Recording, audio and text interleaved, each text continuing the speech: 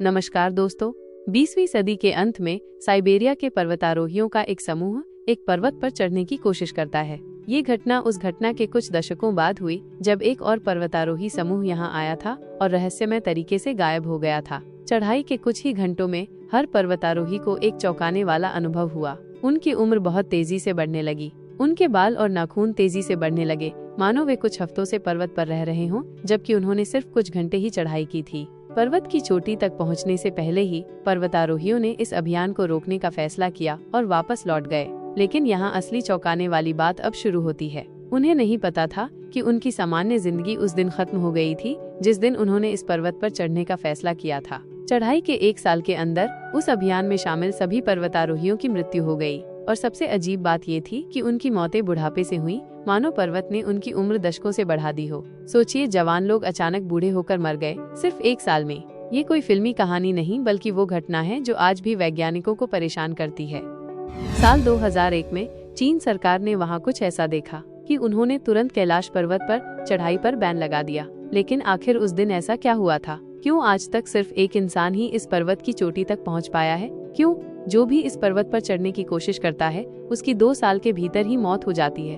और सबसे हैरान करने वाली बात, इस पर्वत पर उम्र दोगुनी रफ्तार से क्यों बढ़ती है? क्या सच में कैलाश पर्वत के नीचे शंभाला नाम का एक प्राचीन शहर छिपा हुआ है? अमेरिकी संस्था नासा ने इस पर्वत पर कुछ ऐसा देखा जिसने उनके वैज्ञानिकों के होश उड़ा दिए। और जब चीन ने कैलाश पर्वत पर हेलीकॉप्टर भेजा तो उसके साथ क्या हुआ? वीडियो में आगे बढ़ने से पहले अगर आप हमारे चैनल पर पहली बार आए हैं तो कृपया चैनल को सब्सक्राइब करें और कमेंट बॉक्स में हर हर महादेव जरूर लिखें।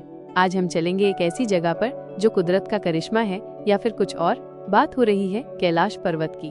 कहा जाता है कि इस ब्रह्मांड की उत्पत्ति और इसका विनाश शिव के तांडव से होता है। वो शिव जिनका ना तो कोई आदि है न अंत। वो शिव जो इस ब्रह्मांड के रचयिता भी है, पालनहार भी है और विनाशक भी है। वो शिव जो आज भी इस धरती पर निवास करते हैं। जी हाँ, हिंदू धर्म के अनुसार जमीन से 2778 फीट ऊपर ब्रह्मांड के बीचों बीच बसा कैलाश पर्वत भोलेनाथ का निवास स्थान है, जहाँ से वो इस पूरे ब्रह्मांड का संचालन करते हैं। कैलाश कोई मामूली पर्वत नहीं है, बल्कि रहस्यों, कहानियों और अनगिनत किंवदंतियों से भरी एक ऐसी जगह है जिसके राज को खोलने की बहुतों ने कोशिश की, लेकिन सब नाकामयाब रहे। समुद्र की सतह से 6718 मीटर ऊंचा कैलाश पर्वत हिंदू, बौद्ध और जैन धर्म के अनुयायियों के लिए अत्यंत पवित्र है। ये पहाड़ तिब्बत में देखने में एकदम पिरामिड जैसा लगता है, जैसे किसी ने इसे तराशा हो। 4 त्रिकोणीय चेहरे, एकदम नुकीली चोटी। मिस्र, सेंट्रल अमेरिका के पिरामिडों से मिलता जुलता है ना? लेकिन ये बना कैसे? हिंदू धर्म में इसे भगवान शिव का निवास माना जाता है, जो यहाँ अपनी पत्नी पार्वती के साथ रहते हैं। बौद्ध धर्म के अनुयायी मानते हैं कि परम आनंद के प्रतीक बुद्ध डेमचौक इस पर्वत के अधिष्ठाता देव हैं। वहीं जैन धर्म के अनुयायी इसे अष्टापद के नाम से जानते हैं, जहां प्रथम तीर्थंकर ऋषभदेव ने निर्वाण प्राप्त किया था। कैलाश पर्वत, जिसे श्रद्धा और आस्था का प्रतीक माना जाता है, केवल एक पर्वत नहीं है, बल्कि यह धर्म, आस्था और रहस्यों का एक अद्भुत संगम है। कैलाश पर्वत की ऊंचाई 6638 मीटर है और इससे 2000 मीटर ज्यादा ऊंचाई माउंट एवरेस्ट की है, जिसके शिखर तक लगभग 11,000 लोग पहुंच चुके हैं। लेकिन कैलाश पर्वत के शिखर तक पहुंचना आज तक किसी के लिए भी संभव नहीं। साल था 1999 जब रूस के विशेषज्ञ एर्नेस्ट मुल्दाशव और उनकी टीम ने कैलाश पर्वत के रहस्यों को जानने के लिए एक साहसिक कदम उठाया। उनकी पर्वतारोहण टीम में भूविज्ञान, भौतिकी के विशेषज्ञ और इतिहासकार शामिल थे। इस दल ने तिब्बती लामाओं से मुलाकात की और कैलाश पर्वत के आसपास कई महीने बिताए। उस रहस्यमय स्थान की गहराइयों को समझने के लिए मुल्दाशव ने अपनी इस यात्रा का विस्तृत विवरण अपनी किताब where do we come from में लिखा, जिसमें उन्होंने कैलाश पर्वत के बारे में चौंकाने वाले खुलासे किए। उनकी टीम इस निष्कर्ष पर पहुंची कि कैलाश पर्वत वास्तव में एक विशाल मानव निर्मित पिरामिड है, जिसका निर्माण प्राचीन काल में किया गया था। उन्होंने दावा किया कि यह पिरामिड कई छोटे छोटे पिरामिड से घिरा हुआ है और यह स्थान अलौकिक गतिविधियों का केंद्र है। रूसी डॉक्टर अर्नेस्ट मुल्दाशव अपने संस्मरणों में एक अद्भुत और रहस्यमय घटना का जिक्र करते हैं। वे लिखते हैं कि एक बार उन्हें एक साइबेरियाई पर्वतारोही ने बताया था कि कुछ पर्वतारोही कैलाश पर्वत पर एक निश्चित बिंदु तक पहुंचने में सफल हुए थे, लेकिन जैसे ही वे उस बिंदु तक पहुंचे, अचानक वे बूढ़े दिखाई देने लगे। इस रहस्यमय घटना के बाद उन पर्वतारोहियों की उम्र इतनी तेजी से बढ़ी कि 1 साल के भीतर ही बुढ़ापे की वजह से उनकी मृत्यु हो गई। कैलाश पर्वत को एक्सिस मुंडी भी कहा जाता है, that is the centre of the world. कई धार्मिक और पौराणिक मान्यताओं के अनुसार कैलाश पर्वत वह स्थान है जहां स्वर्ग और पृथ्वी का मिलन होता है। इसे ब्रह्मांड की धुरी या मेरुदंड कहा गया है।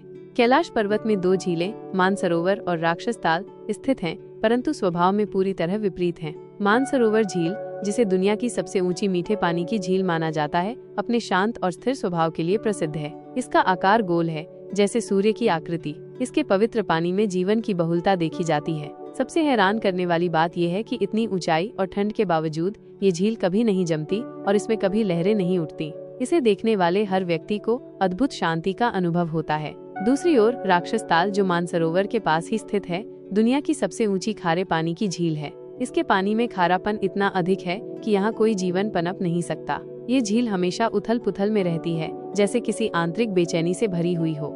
कहते हैं कि राक्षस ताल का निर्माण स्वयं रावण ने किया था, जो भगवान शंकर के अनन्य उपासक थे। अपनी इच्छाओं की पूर्ति के लिए रावण कैलाश पर्वत गया, लेकिन उससे पहले उसने राक्षस ताल में स्नान किया और वहीं ध्यान लगाया। पौराणिक कथाओं के अनुसार जैसे ही रावण ने राक्षस ताल में डुबकी लगाई, झील पर आसुरी शक्तियों का कब्जा हो गया। ये झील नेगेटिविटी से भर गई और रावण की सोच में भी बदलाव आ गया।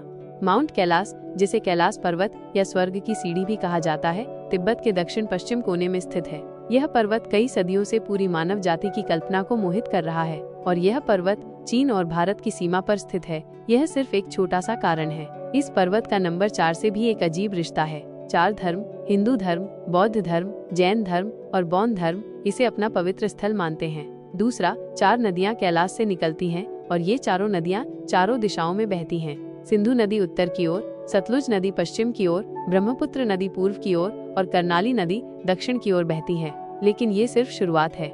इस पर्वत का आकार भी अजीब है। देखने में माउंट कैलाश एक पर्वत जैसा नहीं लगता। हाँ, ये सच है कि दुनिया में कई पिरामिड आकार के पर्वत हैं, जैसे कि अल्बर्टा में पिरामिड पर्वत, पेरू में अल्पामायो, बुल्गारिया में मुसाला पीक और कई अन्य। लेकिन ये सभी पर्वत प्राकृतिक रूप से बने हुए लगते हैं, जबकि माउंट कैलाश के किनारे लगभग पूरी तरह से लंबवत हैं, मानो किसी ने इसे जानबूझकर बनाया हो। यह कैलाश को एक सममित रूप देता है और इसके चारों किनारे चारों दिशाओं में संरेखित हैं। माउंट कैलाश के चारों चेहरों के रंग भी अलग अलग बताए जाते हैं। उत्तरी चेहरा सोने का रंग है, दक्षिणी चेहरा लैपिस लाजुली, पूर्वी चेहरा क्रिस्टल का रंग और पश्चिमी चेहरा रूबी का रंग है। और एक और अजीब बात, माउंट कैलाश के उत्तरी ढलान पर दक्षिणी ढलान की तुलना में बहुत कम बर्फ होती है। कैलाश पर्वत और मानसरोवर झील के आसपास एक रहस्यमय ध्वनि सुनाई देती है। जब आप इन पवित्र स्थलों के पास पहुंचते हैं तो ऐसा लगता है जैसे आसमान में कोई विमान उड़ रहा हो। लेकिन जब आप ध्यान से सुनते हैं तो ये आवाज बिल्कुल वैसी होती है जैसे किसी ने डमरू बजाया हो या फिर ओम की गूंज हो रही हो। वैज्ञानिक इसे प्राकृतिक घटना बताते हैं और कहते हैं कि शायद ये आवाज बर्फ के पिघलने से उत्पन्न होती है। लेकिन वहां जाने वाले कई साधक और यात्री मानते हैं कि यह ध्वनि केवल एक संयोग नहीं। चीन ने 1990 और 1996 के बीच कैलाश पर्वत पर चढ़ने की कोशिश की थी, लेकिन ये कोशिश उनके लिए इतनी भयानक साबित हुई कि चीन ने यहाँ पर जाने पर ही बैन लगा दिया। सबसे पहले चीन ने 17 वैज्ञानिकों की एक टीम को कैलाश पर्वत पर भेजा था, लेकिन जब वे लोग वापस नहीं आए तो चीन ने ऊपर रेस्क्यू टीम को भेजा और रेस्क्यू टीम का यह दावा है कि जब वे ऊपर गए तो उन्होंने 17 के 17 लोगों को मृत पाया। लोगों का मानना है कि उन सबकी मौत शरीर की कमजोरी और खराब मौसम की वजह से हुई थी, लेकिन असली वजह अभी तक अनजान है, क्योंकि उनमें से एक भी नहीं बच पाया था और उनके पास जो कैमरा था वो भी पूरी तरह से काम करना बंद कर चुका था। चीन ने लेकिन अभी भी हार नहीं मानी, क्योंकि उसे यह जानना था कि जिस पर्वत को इतना पावन माना जाता है उसके ऊपर आखिर है क्या वाकई वहाँ शिवजी का वास है। इसलिए चीन ने एक हेलीकॉप्टर को वहां भेजा।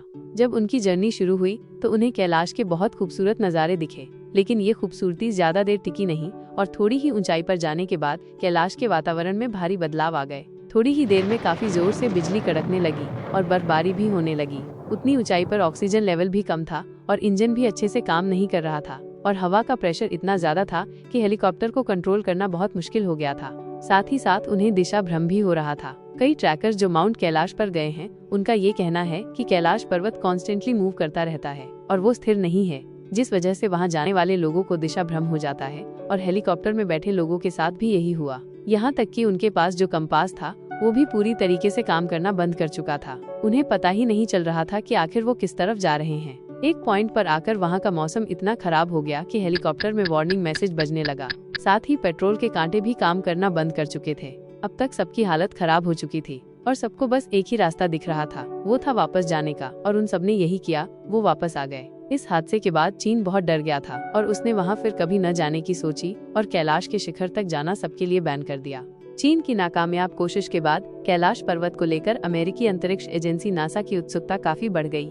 2015 में नासा ने अपने सैटेलाइट को कैलाश पर्वत पर पॉइंट करके गहन रिसर्च शुरू की। इस पर्वत के रहस्यों ने नासा के वैज्ञानिकों को भी चौंका दिया। निरीक्षण के बाद जो तस्वीरें नासा के वैज्ञानिकों ने साझा की, उनमें कैलाश पर्वत की एक रहस्यमय परछाई दिखाई दी। इस परछाई को देखकर ऐसा प्रतीत होता है जैसे कोई विशाल आकृति ध्यान की मुद्रा में बैठी हो। इस अद्भुत दृश्य ने दुनिया भर के लोगों को चौंका दिया, क्योंकि इसे ज्यादातर लोग भगवान शिव की छवि से जोड़कर देख रहे थे।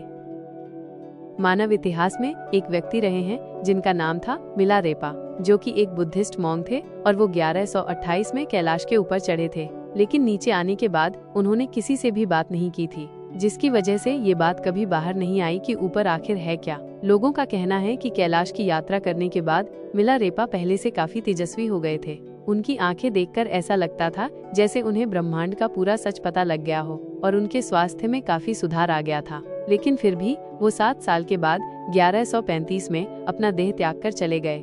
इनके अलावा कोई भी मनुष्य आज तक कैलाश पर नहीं चढ़ पाया है।